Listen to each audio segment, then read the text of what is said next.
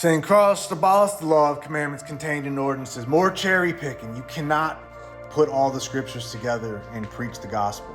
All you got is cherry picking, cherry picking, cherry picking. I'm gonna go over this again for anyone that's watching or anyone listening. Listen, God went to the people of Egypt, the children of Egypt, and he told them, he said, if you keep my commandments, I will be unto you a God and you shall be unto me a people. If you keep these 10 commandments, and they said we will, and he said that's good. If you keep these commandments, I'll be your God and you'll be my people. Moses was up in the mountain in Mount Horeb.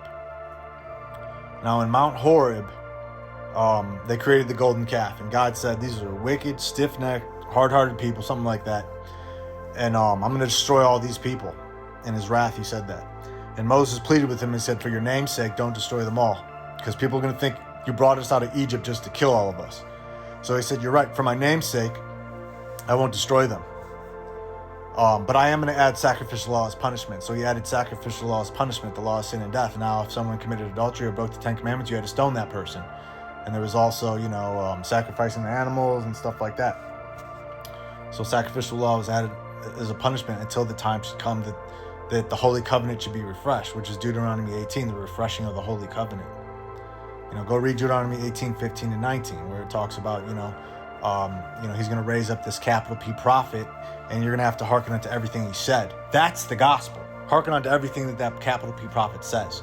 And what did he tell you? He said, if you love me, keep my commandments. They asked him, how do I enter into life? They said, keep the commandments. Last page of the Bible, Revelation 22:14, keep my commandments, for without their liars, horses. You got to keep the commandments.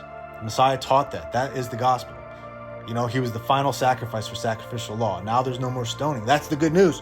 If you break the 10 commandments, you don't have to stone. You just repent. That's the good news. But people turn the grace of God and turn into lasciviousness. Grace of God, 2 Titus 11, turning into lascivious, Jude 1:4. Yeah, you're in error and you're out here preaching. You're preaching lawlessness to the people. You're preaching people. What does the Bible say about people that don't keep his commandments? That teach others. They're going to be called the least in the kingdom. You're telling people they don't have to keep the commandments. You're teaching that to others. You're going to be called the least in the kingdom.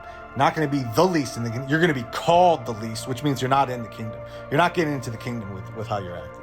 Repent. Come to the truth, but you're too prideful. It's just all pride.